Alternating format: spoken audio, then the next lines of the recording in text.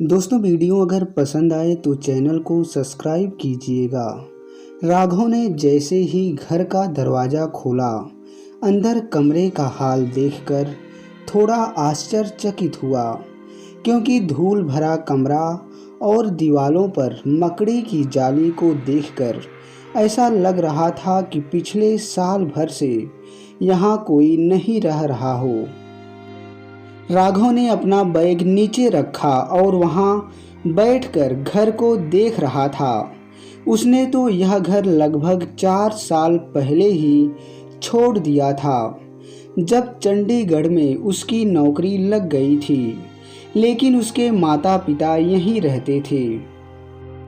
अभी 3 महीने पहले पिताजी के घुटने का इलाज कराने राघव उनको चंडीगढ़ ले आया था।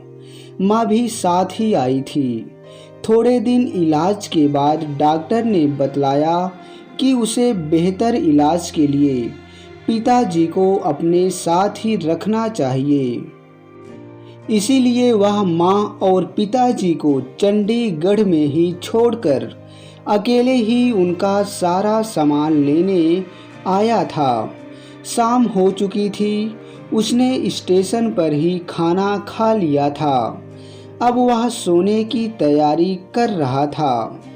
थोड़ी देर बाद बिस्तर पर लेटकर यही सोच रहा था कि कल सुबह सुबह ही वह सारा सामान पैक करेगा और घर को ताला लगाकर चला जाएगा। सोचते सोचते उसे कब नींद आ गई पता ही नहीं चला। कुछ घंटे बाद उसकी प्यास के कारण आँख खुली। बोतल उठाकर देखा तो उसमें पानी खत्म था। हैंड पाइप पीछे की तरफ था। तो राघव बोतल लेकर हैंड पाइप की तरफ जा रहा था।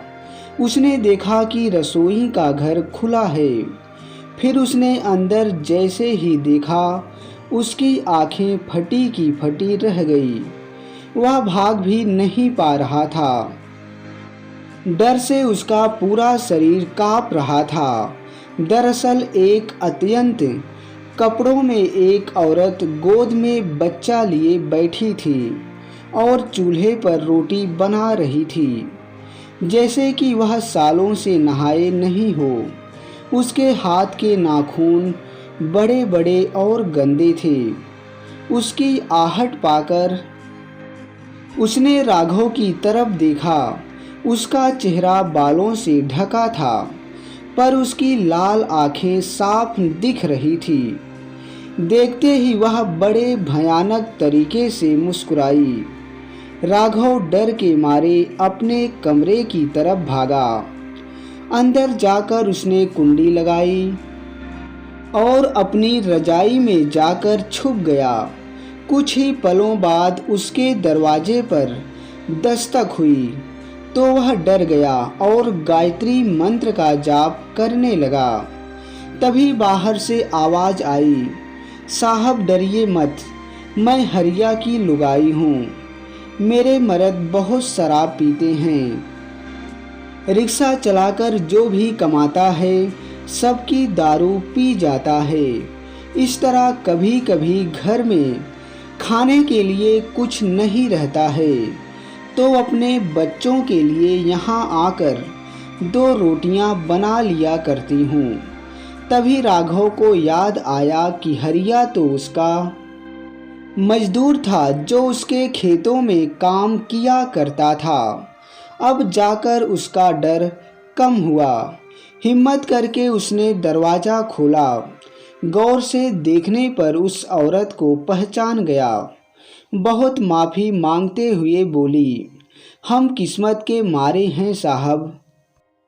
जब से आपकी माँ बाबूजी यहाँ से गए हैं तब से कभी कभार जब घर में खाना नहीं होता तो यहाँ आकर रोटियाँ बनाकर बच्चे को खिला दिया करती हूँ।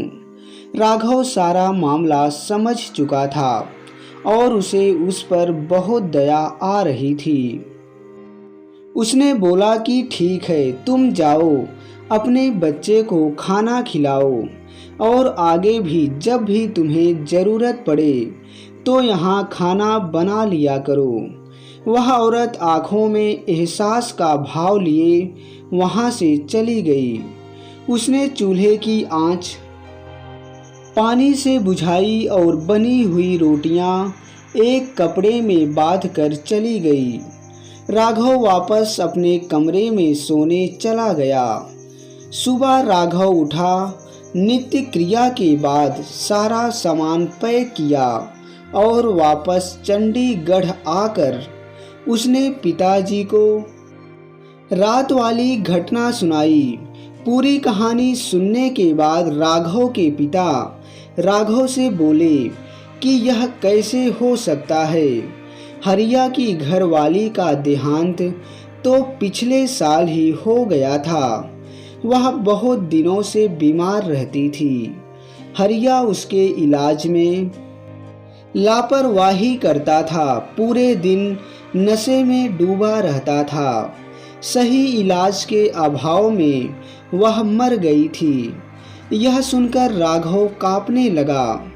राघव सोचने लगा कि कल रात उसने एक आत्मा से बात की थी, पर फिर उसे उस माँ की ममता भी दिख रही थी जो अपने बच्चे का पेट भरने के लिए मौत के बाद भी आई थी।